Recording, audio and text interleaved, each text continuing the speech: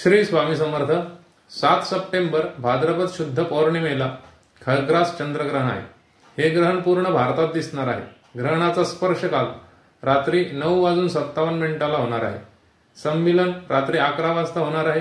ग्रहण मध्य रात्री 11:42 आहे। ग्रहण उन्मिलन रात्री 12:23 आहे। ग्रहण मोक्ष रात्री 1:27 आहे। ग्रहणाचा पर्व काल 3 तास 30 मिनिटे एवढा असणार आहे। ग्रहणाचे वेध रविवार 7 सप्टेंबर दुपारी 12:37 पासून लागणार असून ग्रहण मोक्षापर्यंत म्हणजेच रात्री 1:27 पर्यंत ग्रहणाचे वेध पाळायचे आहेत।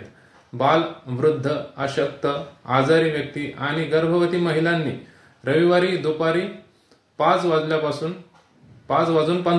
पासून मोक्षापर्यंत म्हणजेच रात्री 1:27 पर्यंत वेद पाळायचे आहेत। वेद पाळताना भोजन करायचे नाहीये। स्नान, जप, देवपूजा, श्राद्ध इत्यादी करता येईल। तसेच पाणी पिणे, झोपणे, मलमूत्र उत्सर्ग या गोष्टी करता येतील। ग्रहण पर्व काळात म्हणजेच ग्रहण स्पर्श ते मोक्ष या काळात साधारण रात्री 9:57 ते रात्री 1:27 या कालावधीमध्ये पाणी पिणे, झोपणे, मलमूत्र उत्सर्ग ही कर्म करायची नाहीयेत। ग्रहणातील कृती काय असणार आहेत? ग्रहण स्पर्श झाल्यानंतर लगेच स्नान करून घ्यायचंय। पर्व काळामध्ये देवपूजा, जप, होम, दान इत्यादी गोष्टी करता येतात। पूर्वी घेतलेल्या मंत्रांचे पुरस्चरण या ग्रहणात करायचे असतं। ग्रहण मोक्षानंतर स्नान करायचं परत। आशोच असताना म्हणजे सुतक असताना ग्रहण काळात ग्रहणासंबंधी स्नान, दान करण्यापुरती शुद्धी असते।